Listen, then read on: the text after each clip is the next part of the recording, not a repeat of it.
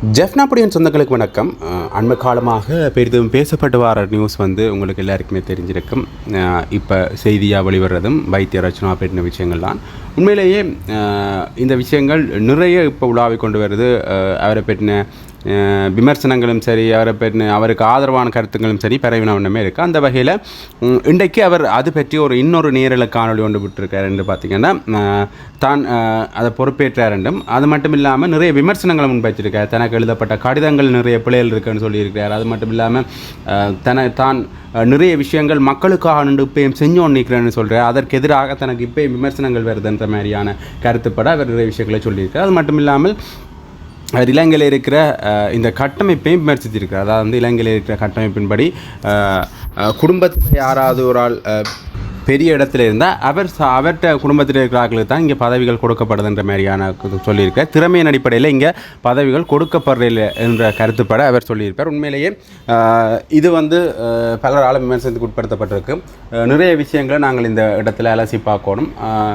தான் மனித உரிமைகள் குழுவுக்கு கடிதம் அனுப்பியிருக்கிறதாக சொல்லியிருந்தார். அது மட்டும் இல்லாமல் தான் திருப்பி இவர்களுக்கு எதிராக எங்களை பழி வாங்குகிற நோக்கத்தில் தான் இப்படி விசாரணை முடியாமலேயே இன்னும் பிரதானியாவுக்கு அனுப்பினபடியாக நான் இவர்களுக்கு எதிராக கேஸ் போட்டு இவர்களுக்கு நஷ்டம் கேட்க முடியும். அதாவது கிட்டத்தட்ட 500 மில்லியனு கிட்ட கேட்க முடியும். ஆனால் தான் கேட்கலைன்னு அப்படி விசாரணையை நடத்தி கொண்டிருந்தாலும் தன்னை ஒரு பதவியிலேயே போடலை என்று அதற்காகவும் தான் விசாரணைகளுக்கான மேற்படி விசாரணைகளை தான் நீதிமன்றத்தில் தொடர முடியும் என்று அவர் சொல்லியிருந்தவர்.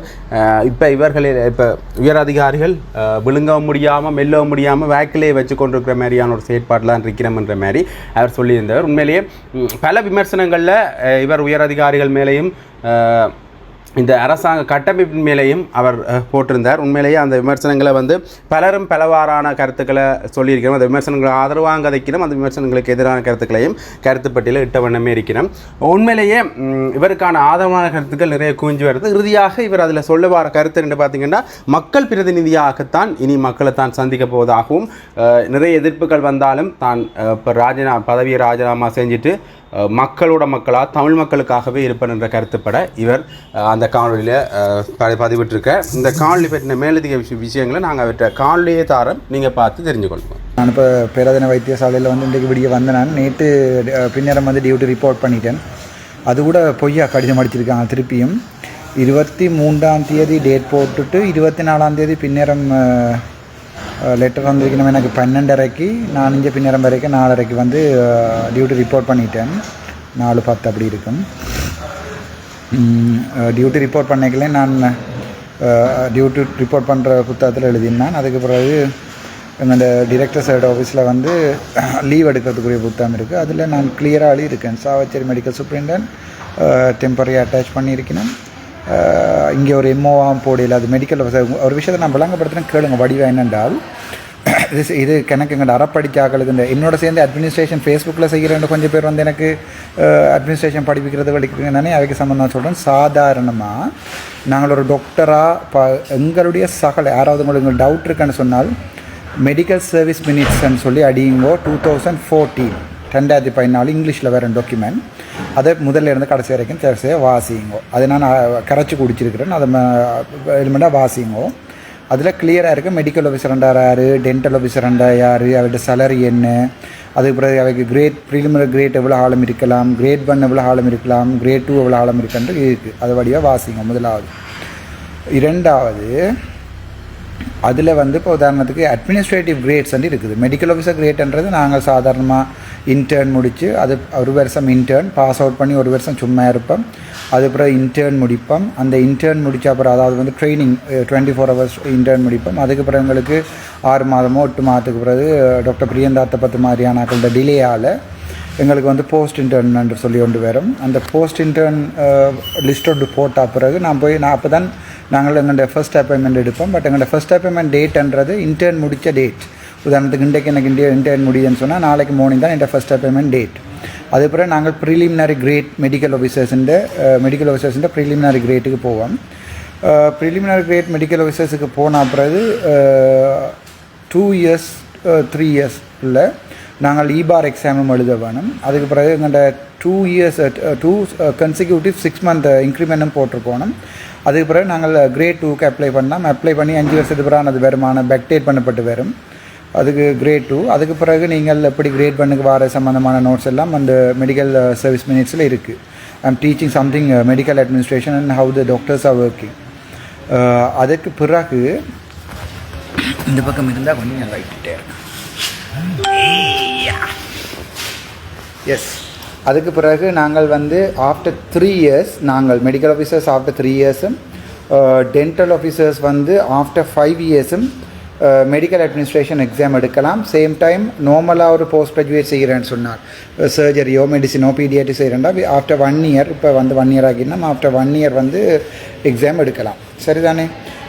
நாங்கள் 3 yearsக்கு நான் 2017 இந்த ஃபர்ஸ்ட் அப்பாயின்மெண்ட் டேட் 18, 19, 20 21 எக்ஸாம் இருக்கையில் 22 எக்ஸாம் இருந்தால் ஃபஸ்ட் அட்டெம்ப்டில் 119 பேரில் 4வது தான் வந்து நான் அது போடலாம். அதுக்கு பிறகு அந்த எக்ஸாம் எடுத்த பிறகு நாங்கள் வந்து எம்எஸ்சிக்குள்ளே உள்வாங்கப்படுவோம். அதாவது மினிஸ்ட்ரியிலேருந்து ஹெல்த் மினிஸ்ட்ரியில் இருந்து நாங்கள் போஸ்ட் கிராஜுவேட் இன்ஸ்டியூட் ஆஃப் மெடிசினுக்கு வந்து ஆட்டோமேட்டிக்காக ரிலீஸ் பண்ணப்படுவோம் for 1.5 year எம்எஸ்சி கோர்ஸுக்கு. அதை சொல்கிறது இன் சர்வீஸ் ட்ரைனிங்னு சொல்லு. அதாவது நீங்கள் சர்வீஸில் இருக்கைக்குள்ளேயே உங்களுக்கு பேசிக் சேலரி 1,03,000 ரூபா வந்து வந்தது. அப்புறம் டேக்கில் சேலரி கூட்டினா பிறகு 145 வந்தது. 1,03,000 ரூபா பேசிக் சேலரியோடு நீங்கள் இன் சர்வீஸ் ட்ரைனிங் போவீங்க. மார்னிங்லேருந்து ஈவினிங் வரைக்கும் லெக்சர்ஸ். அதை விட ஒன்றும் இல்லை. இவ்வளோ 1,03,000 தான் சம்பளம். அதுக்கப்புறம் அந்த கோர்ஸ் முடிஞ்சு நான் 5ஆம் மாதம் 20ஆம் தேதி 2024 நான் ரிவர்ட் பண்ணப்பட்டு வந்து நாங்கள் வரைக்கலையும் அப்போது மெடிக்கல் ஆஃபீஸர்ஸ் தான். மெடிக்கல் ஆஃபீஸர்ஸாக இருந்தாலும் எங்களுக்கு ஆக்டிங் பேசிஸில் வந்து அதாவது எங்களுக்கு அப்பாயின்மெண்ட் தாரது வந்து பப்ளிக் சர்வீஸ் கமிஷன் பொது சேவைகள் ஆணைக்குழு தான் எங்களுக்கு அட்மினிஸ்ட்ரேட்டிவ் கிரேட் அப்பாயின்மெண்ட் தரலாம். அட்மினிஸ்ட்ரேட்டராக மெடிக்கல் அட்மினிஸ்ட்ரேட்டராக அது வரைக்கும் பாஸ் அவுட் பண்ணி இப்போ சில கன்சல்டன்ட் மேலே கூட இருக்கணும் என்ன கிரேட்டுக்கு போகாமல். அதுக்கு பிறகு பாஸ் அவுட் பண்ணி வந்த பிறகு நாங்கள் எந்த ஹாஸ்பிட்டலில் போய் நாங்கள் வேலை செய்தாலும் மெடிக்கல் ஆஃபீஸர் தான் அப்பு. பட் ஆக்டிங் பேசிஸில் எங்களோட டிகிரியும் இருக்கிறபடியாக நாங்கள் until the appointment proper appointment is being given நாங்கள் ஆக்டிங் மெடிக்கல் சூப்பரிண்டனாவோ ஆக்டிங் டிப்யூட்டி டைரக்டராகவோ ஆக்டிங் டிரெக்டராகவோ இருப்போம். அந்த எம்எஸ்சின்றது 1.5 year கோர்ஸ். அதுக்கு பிறகு இப்போ எங்களோட ரிசல்ட்ஸ் போட்ட பிறகு திருப்பி நாங்கள் என்ன செய்வோம்னு சொன்னால் எம்டிக்கு வருவோம். அதாவது 2 years எம்எஸ்சி. அதுக்கு பிறகு நாங்கள் 21 மாதம் 3 மாதம் லெக்சர்ஸோட சேர்த்து 2 வருஷம். அது எம்டி முடிய நீங்கள் ஆக்டிங் கன்சல்டன்ட். அந்த எம்டி முடிஞ்ச பிறகு ஃபாரினுக்கு போயிட்டு வந்தீங்கன்னு சொன்னால் நீங்கள் வந்து போர்ட் சர்டிஃபிகேஷனை கொடுத்து வந்தீங்கன்னா போர்ட் சர்டிஃபை கன்சல்டன்ட் அறப்படித்த புத்திசாலிகளுக்காண்டி நான் இதை சொல்லி கொண்டுக்கிறேன். இந்த கிணவிருந்த எழுதி கொண்டுக்கிறேன் தானே. ஸோ நீங்கள் எம்எஸ்சி முடிச்சு போட்டு வந்திருந்தால் கூட உங்களுக்கு deputy administrative grade senior administrative கிரேட்னு 2 விஷயங்கள் இருக்குது. அது என்னென்றால் எம்எஸ்சி முடித்த உடனே சரி சட்டப்படி அடுத்த நாளே அட்மினிஸ்ட்ரேட்டிவ் கிரேட் கொடுக்கணும். பட் எங்களோட பப்ளிக் சர்வீஸ் கமிஷனோ எங்களோட ஏதோ இருக்கிற டிலே இருக்கிறபடியாக எங்களை ஆக்டிங் போஸ்ட்டுகளை தந்துட்டு ஒவ்வொரு 1 year 2 yearsக்கு ஒருக்கா இவை வேகன்சி கால் பண்ணுவீங்கன்னா டிப்யூட்டி அட்மினிஸ்ட்ரேட்டிவ் கிரேட் வேகன்சி. அந்த வேகன்சிக்கு நாங்கள் அப்ளை பண்ணணும். இப்போ கூட பார்த்தீங்கன்னா ஒரு 200க்கு மேற்பட்ட டாக்டர்ஸ் வந்து அந்த இதில் கிடைக்காம அதாவது அந்த வேகன்சி கிடைக்காம அவள் வந்து மெடிக்கல் ஆஃபீஸர்ஸாக தான் இருக்கணும். நானும் இப்போ மெடிக்கல் ஆஃபீஸர்ஸாக தான் இருக்கிறேன். எங்கள்கிட்ட ஹாஸ்பிட்டல் பேராதன ஹாஸ்பிட்டல் ஒரு டிப்யூட்டி டைரக்டர் இருக்கிறார் டாக்டர் நவநெல்லியன்று. அவர் கிட்டத்தட்ட இப்போ 6-7 வருஷமாக அவருக்கும் அட்மினிஸ்ட்ரேட்டிவ் கிரேட் இல்லை.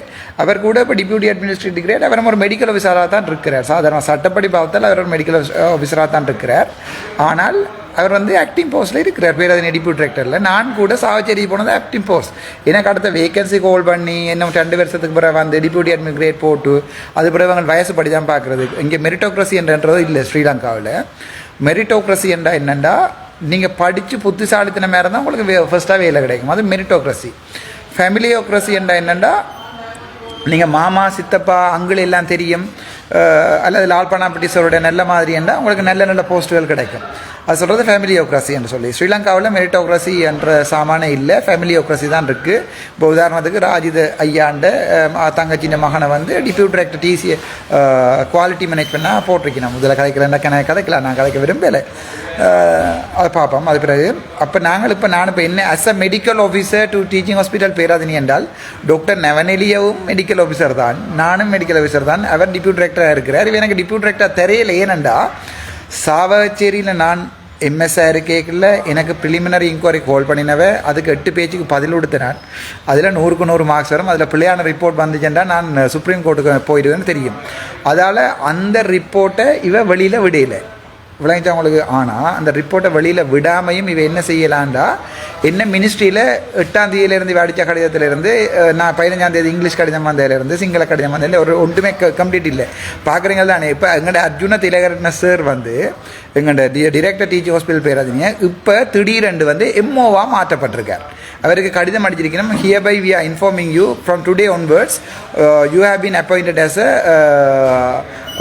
Medical officer and work under the supervision of director teaching hospital Peradeniya அவருக்கே அடிச்சிருக்கிறார். டிரெக்டருக்கே கடிதத்தை அடிச்சிருக்கணும். அப்படின்ற என்ன மீனிங் என்று அது கூட அடிக்க தெரியாத ஒரு மினிஸ்ட்ரி என்னென்ன இம்யூனோகுளோபின் விஷயத்துலையோ இவ்வளோ நடந்த project management is very poor. யாரோ தொலைபேசி இலக்கம் கேட்டுக்கிறீங்க 077-224-9924 077-5456-126. நான் 2 தான் ஆன்சர் பண்ணுவேன். ஒரு கடிதம் கூட அடிக்க தெரியாத ஹெல்த் மினிஸ்ட்ரியில் அதுக்கு திருப்பி எப்படி கடிதம் அடிக்கிறது, என்னென்ன பிள்ளை இருக்குன்ட்டு நான் எழுதி கடிதம் ஒன்று கொடுத்துருக்கேன். எல்லாருக்கும் கொடுத்து ரூமில் அவன் டேட் ஸ்டாம்பும் அடித்து வச்சிருக்கேன். வாசிப்பினவன் அவனுக்கு இங்கிலீஷ் தெரியாதானே வாசிக்காமல் போட்டிருப்பேன் நினைக்கிறேன். பாவம் விடுவேன். நாங்கள் அதுக்காச்சும் பிரியோசனம் இல்லை. நான் அட்மினிஸ்ட்ரேஷன் நேற்று கூட நான் டாக்டர் லால் பெனாப்பட்டியை சொல்லிட்டு அந்த கடிதத்தை கண்டு போய் கொடுக்க உங்கள் புழுவன் நாங்கள் ஆப்பவுமே அட்மினிஸ்ட்ரேஷன் ஆவில்லை பலண்ட உங்கள் ஆய் என்ன ஒன்றே அட்மினிஸ்ட்ரேஷனை கிட்ட கீழே கியூவா. அதாவது 7 மண்டா நீ திருப்பி அட்மினிஸ்ட்ரேஷனுக்கு வந்து போய்ட்டு நான் இல்லை அட்மினிஸ்ட்ரேஷன் நான் வர மாட்டேன், எனக்கு அது தேவையும் இல்லை, நான் வர மாட்டேன், நான் அது சேர்த்தாலும் வர மாட்டேன். நான் ஃப்ரெண்டு ஆள் போனவர் வர மாட்டேன். நான் அட்மினிஸ்ட்ரேஷன் காணும், இந்த சாக்கடை மெடிக்கல் அட்மினிஸ்ட்ரேஷன் எனக்கு காணும், எனக்கு அது தேவையில்லை. நான் விஷயத்துக்கு வரேன். அப்போ மெடிக்கல் ஆஃபீஸராக அட்டாச் பண்ணி விட்டுருக்கேன். ஏன் அப்படி போட்டிருக்கணுமெண்டா, என்ன டிப்யூட் டிரெக்டராக போட்டால் எனக்கு நான் ஏற்கனவே சாவச்சேரியில் எம்எஸ்ஆ இருக்கிறேன். அங்கே டெம்பரரியாக என்ன இன்கொயரி முடியும் வரைக்கும் இன்கொயரி ஃபெசிலேட் பண்ணணுமெண்டதுக்காண்டி திருப்பி கூப்பிட்ருக்கோம். நம்ம இங்கே மினிஸ்ட்ரிக்கு கூப்பிட்ருக்கணும். அதுக்கு பிறகு அங்கே வச்சு இந்த இன்கொயரியை முடிக்காமல் என்ன பேரதினிக்கு டிப்யூட் டிரெக்டராக போட்டால் நான் சுப்ரீம் கோர்ட்டில் கேஸ் அடித்து ரிட் அடித்து 500 மில்லியன் கேட்டுருவேன். இவர் ரிவெஞ்ச் பண்ணியிருக்கணும் என்னண்டு. ஆனால் மினிஸ்ட்ரியில் வச்சிருந்தாலும் பிரச்சனை, ஏன் இவ்வளோ என்ன வச்சிருக்க மாட்டேன் நான் திருப்பி சுப்ரீம் கோர்ட்டில் கேஸ் போட்டுறேன்டா திருப்பி அதுக்கும் பிரச்சனையாக போயிடும். திருப்பி சாவச்சேரிக்கு என்ன விட்டாலும் பிரச்சனை, சாவச்சேரிக்கு நான் போனால் திருப்பி அங்கே எல்லாமே மிஸ் ஆகி போயிருப்பேன். அதை விட செக்ரட்டரிக்கு நான் ஹியூமன் ரைட்ஸில் கடிதம் போட்டு அடித்து வச்சுருக்கேன். எனக்கு பர்சனலாக இந்த கடிதத்துக்கு டிஃபெக்ட்ஸ் அடிச்சிருக்கேன். இப்போ அந்த சொல்கிறது விழுங்கவும் இல்லாமல் துப்பவும் இல்லாமல் வாய்க்கில் வச்சிருக்கவும் இல்லை, வச்சிருக்கிறவன் தெரிஞ்சு உள்ளவும் இருக்க இல்லாமல் கஷ்டப்பட்டு போய் சிக்கணும். இன்றைக்கு அர்ஜுன திலகரட்ன சாரை இங்கே பேராதனா ஹாஸ்பிட்டலில் இருந்து தே டூக் பேக் டு மினிஸ்ட்ரி அங்கே கூப்பிட்டுருக்கணும். அங்கே இவரை இந்த கடைசி ஆயுதமாக இந்த தேப்பன் மாதிரியான ஒரு ஆள் அர்ஜுன திலகரட்ன சார்ன்றது இந்த தேப்ப அப்பா மாதிரி சமன் அவரை கூப்பிட்டு திருப்பி என்ன செய்ய போயினோம்டா, என்ன அவர்கிட்ட கேட்க போயினோம். விழா காலமே அர்ஜுன சாரை பழி வாங்கி அவர் ஒரு senior administrative grade medical officer Kandy அவருக்கு தான் மோஸ்ட் சீனியர் பர்சன். அவர் கண்டி நேஷனல் ஹாஸ்பிட்டல் போகணும். அங்கே டாக்டர் இரேஷா ஃபெர்னாண்டான்னு சொல்லி ஒரு முக்கியமான ஒரு பிஸ்னஸ் மேனோட ஒய்ஃபை கொண்டு அங்கே டிப்யூட் டிரெக்டராக இருக்கிறாள் டிரெக்டராக ஒரு கதைக்கிறதுக்கு தம்பி கிணக்க இருக்குது, அடித்த லெட்டரில் இருந்து எல்லாமே இருக்குது. பப்ளிக் சர்வீஸ் கமிஷனுக்கு அடிச்சு நான் ஒன்றும் கதைக்க விரும்பல, சேரை பாதிக்கும்.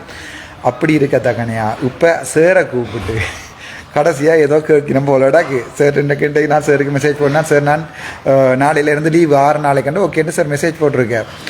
எந்த அப்பாவை கூட்டி கொண்டது எந்த கண்ணை குத்துறதுக்கும் இப்படி ஒரு மொக்கங்கள் லால் பெனாப்பட்டிய மாதிரி ஒரு மொக்கங்கள் மோடர்ன் லால் பெனாப்பட்டிய වගේ කුඩුම ඔයද ප්‍රශ්න ඉල්ල මට නම් බය නෑනේ පුතා ඕන එකක් මේ කෑල්ල විතරක් අරගෙන කරුණා කරලා පැනාපටි සෙඩ දෙන්න අඩුම ගන්න සිංගල ලියුමක්වත් ගහන්න ඉංග්‍රීසි වලින් ලියුමක්වත් ගහන්න බැරි නම් කොහමද මෙච්චර කාලේ DDG MS වෙලා හිටියේ මම ඔය වීඩියෝ මම පෙන්නන්නම් ඕගොල්ලෝට நான் உங்களுக்கு காட்டுறேன். இவர்கள்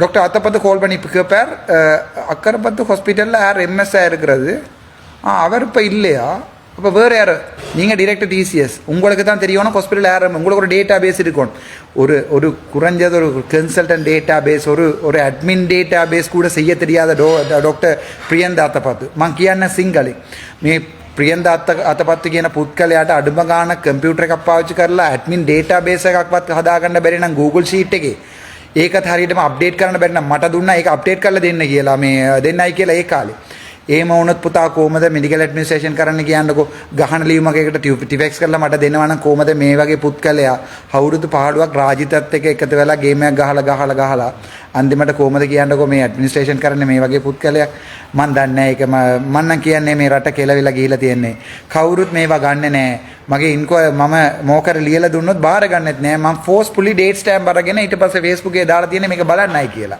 තේරෙනවද මම නම් කියන්නේ මම මේක ඇඩ්මිනිස්ට්‍රේෂන් එකේ ඉන්නෙත් නැහැ ඔයගොල්ලෝ මට ඕන එකක් අරගන්න ඕන ලියුමක් ලියාගන්න මම නම් දාලා යනවා මේක ඇති මේ හොරුත් එක්ක එක හොරෙක් වගේ ඉන්න බෑ මේක මේමනම් හිතලා බලන්න இது இப்படி என்று சொன்னால் நினைச்சு பாருங்கோ இவ்வளோ காலமும் நடந்த ப்ரொஜெக்டுகள் இவ்வளவு நாளும் வந்து பாவிச்ச பட்ஜெட்டுகள் இவ்வளோ காலமும் ஹாஸ்பிட்டலுக்கு அலோகேட் பண்ணின கேஷுவல் இவ்வளோ காலம் கோல் பண்ண பிட்டுகள் இவ்வளோ காலமும் நாங்கள் எக்ஸ்பெண்ட் பண்ணின எக்ஸ்பெண்டிச்சர்ஸ் எல்லாத்தையும் பற்றி கதைக்க தானே வேணும் ராசா வேணும் நான் நினைக்கிறேன் இது ஒரு எங்களோட மஹிந்த ராஜபக்சவோ அல்லது எங்களோட ரணில் விக்ரமசிங்கவோ அல்லது அடுத்ததாக வரப்போகிற சஜித் அவர்களோ யாராவது ஒரு ஆள் இது சம்மந்தமான ஒரு இன்கொயரி ஒன்றை செய்தால் சுகாதார அமைச்சே பிரான்ச் இல்லை இப்போ பிரான்ச் தான் ஓப்பன் பண்ணி வச்சுருக்கான் மெடிக்கல் சிறைச்சாலையில் இப்போ பிரான்ச் இல்லை ராசா மொத்தமாகவே உள்ளுக்குள்ளே போவினோம் அவ்வளோ அதுதான் இந்த பாலிசி எனக்கு தெரியல முழு பேரும் போவினம் நினைக்கிறேன் நான் விஷயத்துக்கு வரணும் இந்த எம்ஓ ஒன்று அடிச்சிருக்கிறது எல்லாருமே மெடிக்கல் ஆஃபீஸர்ஸ் தான் நானும் மெடிக்கல் ஆஃபீஸர்ஸ் தான் இப்போ கூட என்ன டிரெக்டராக டிப்யூட் டிரெக்டராக போட இல்லாமல் எம்ஓவாக போட்டால் இப்போ அதுக்கு நான் சுப்ரீம் கோர்ட்டில் ரிட் எடுப்பேன் அதுக்கும் தெரியாமல் மினிஸ்ட்ரியில் வச்சுருந்தா இப்போ அதுக்கு நான் சுப்ரீம் கோர்ட்டில் ரிட் எடுப்பேன் சாவச்சேரிக்கு விட்டால் ஜாழ்ப்பாணத்துக்கே ரிட் எடுப்பேன் என்ன செய்கிறேன்னு தெரியாமல் பாவம் அவையும் கைகால் நடங்கி கொண்டு ஃபோனோட ஆஃப் பண்ணி வச்சுக்கொண்டு இப்படி செய்ய தேவையில்லை நீங்கள் இப்போ அத்தப்பத்துண்ட டாக்டர் அத்தப்பத்துண்ட வீடியோ உங்களுக்கு நான் பப்ளிக்கில் போடுறேன் வாய்ஸ் ரெக்கார்டிங்க அவர் சொல்கிறார் ஒய் கன்சல்டன்ட்ல அவுத்தக்காய் நெத்தத்தைக்காய் மட்டமுகோகுண்டு அதாவது வந்து வெளிநாடு போன கன்சல்டன்ட் வந்த என்ன விட்ட என்ன எனக்கு என்னன்னு சொல்லு அப்படி ஒரு டிரெக்ட் டிசிஎஸ் இருக்கத்தக்கனையா என்னென்று கன்சல்டன்ட் மேலே வெளியில் போயிருந்து வந்து இங்கே வேலை செய்யணும் இவைகிட்ட வயிற்ற காட்டி சார் வயிற்றில் பிள்ளை இருக்கண்ட அப்பாயின்மெண்ட் எடுக்க வேண்டிய தேவையில்லை வெப்சைட்டில் அப்டேட் பண்ணு ராசா அதை பார்க்குறவன் பார்க்கட்டும் இதுதான் வேகன்சி இருக்கணும் இது வந்து இவன் ராஜா மாதிரி வாழ்ந்தோன்னு இருக்கிறான் எனக்கு விருப்பமாட்டா புத்திரத்துக்கு போடுவேன் எனக்கு விருப்பம் இல்லைடா சாவச்சேரி தூக்கி போடுவேன் எனக்கு விருப்பம் இல்லாட்டி மன்னாருக்கு போடுவேன் இந்த ரஜக் வகை விடகரண்ட பேனி ඔබතුමාලා ආයේ මේක නම් මම හිතන්නේ මේක කෙලවිලා ඉවරයි මම කියන්නේ කවුරු හරි මේකට ඉන්ක්වයරි එකක් ෆෝම් කරයි ඒක ෆෝම් කරන්න ඕන කියලා අපි ඉල්ලීමක් කරමු මේකින් ආයේ රිටර්න් බෑක් එකක් නැහැ මේ සම්පූර්ණම හෙල්ත් සිස්ටම් එක ආයේ රිවයිස් කරන්න වෙනවා அந்த நான் இப்போ எனக்கு இப்போ கோல் வந்தது இங்கே கிணவே பிளானிங் யூனிட்டுக்கு நான் எம்ஓவா போயிட்டேனா இல்லையான்னு பார்க்குறதுக்கு கிணவெறிஞ்ச கால் பண்ணி பார்த்தோன்னே அடி நான் அடா இங்கே வந்து நிற்கிறதே மினிஸ்ட்ரி அங்கே வச்சுருந்தா அது தனக்கு பிரச்சனை தான் இங்கே போட்டிருக்காங்க இப்போ இங்கே இருந்து இப்போ எனக்கு எம்ஓவா தந்தாடா எனக்கு தந்த சேருக்கே ஆபத்தடா அந்த தராது அந்த கடிதம் கூட நான் தான் அடிக்கணும் எனக்கு கூடிய கடிதத்தை நான் தான் அடிக்கணும் அந்த தராது இது இப்போ நெகோஷியேட் பண்ணுறதுக்கு அர்ஜுனதில் என்ன சேவை மினிஸ்ட்ரிக்கு எடுத்திருக்கணும் சேரும் ஒரு பதிலோட வருவார் நான் சேர் சொல்கிறது முழுக்க கேட்பேன் பட் என்னுடைய மக்களாக சேராண்டு வரைக்குள்ள அப்பாவா குடும்பமாக இல்லாட்டி தமிழ் சமூகமாண்டு பார்க்க நான் இப்போ தமிழ் சமூகமாக தான் இருப்பேன் அன்றைக்கு ரிசிக்னேஷன் லெட்டர் கொடுப்பேன் சாருக்கு சார் நான் போயிட்டு வரேன் நான் இனிமேல் மினிஸ்ட்ரிக்கு வர மாட்டேன்னு சொல்லி நாங்கள் மீண்டும் சந்திப்போம் மக்கள் பிரதிநிதியாக நாங்கள் மீண்டும் சந்திப்போம் உங்களுக்கு ஏதாவது டவுட் இருந்தால் கேட்கணும்னு சொன்னீங்க beautiful smile god bless you bro thank you ஒன்று ரெண்டு கரப்பான் என்ன தயவு செய்து இந்த கரப்பு தான் தவக்கையெல்லாம் அடிக்க சொல்லி கேட்காதீங்க முக்கியமாக இந்த தவக்க டயரில் ஏறி போடுமென்று பிரேக் அடித்து விழுந்தால் நான் தவக்கலுக்கு எல்லாம் நான் செருப்பால் அடிக்கிறேன் பாப்போம் என்ன நடக்காது thank you so much will meet again நாளைக்கு பெரும்பாலும் சாவச்சேரியில் நாங்கள் சந்திப்போம் thank you so much C you again